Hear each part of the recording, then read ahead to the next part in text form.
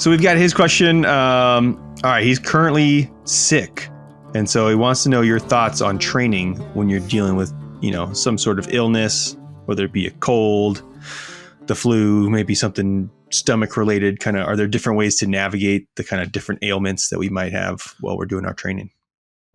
Trey, you want to give the amateur lifting answer first? I feel like I think we talked about this maybe like on the first couple episodes. It's okay. Only my mom's been listening since then. I was about to say, only Miss Broggi knows the answer. And if I remember correctly, if I was going to take a stab at this, I would say that training continues unless you're running a fever or throwing up. Our most popular video 3 times in a row. Wow. We've posted that same reel 3 times in a row from one of our camps. And the opening line is, the only time you don't train is when you have a fever.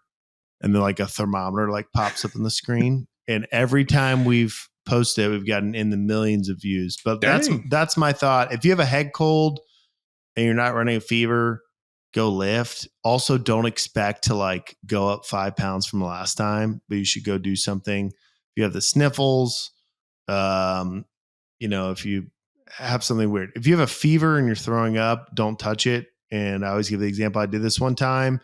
I was training for a meet. Everything was going well. I got sick. I got a fever. My fever was down to 99.1. And I was like, I'm good. I haven't trained in 6 days. I need to go lift. I went and did 5x5 squats. Boom, 102. So don't mess with it with a fever.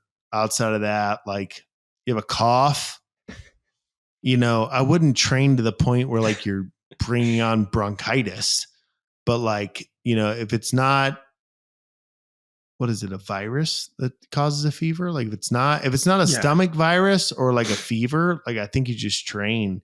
Like if you're like, oh, a head cold's coming on, go into the gym, and like the gym will tell you.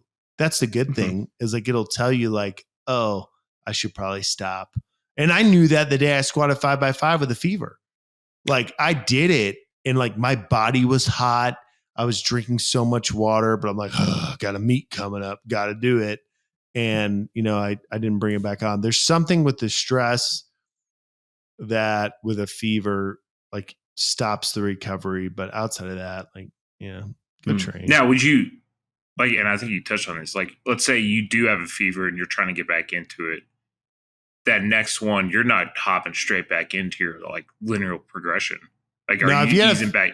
Are you easing back into it? Yeah, you're easing back in. If you had a fever, I would not go touch the weights until the fever's gone. And I would probably, the day the fever's gone, like just go for a walk, like maybe a brisk walk. Because if you still have a little bit of a virus in you, like even that'll get it going.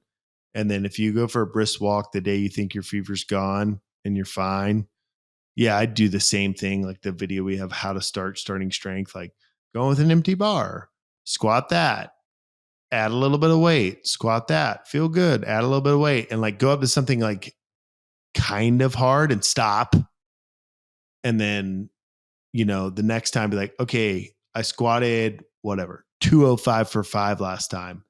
Let me go try to do that for 205 for 3 sets of 5. But if this is 2 days later and now you're 4 days removed from your fever and you were squatting 275 beforehand, maybe you go in and you're like, 205 is way too easy, but you'll know.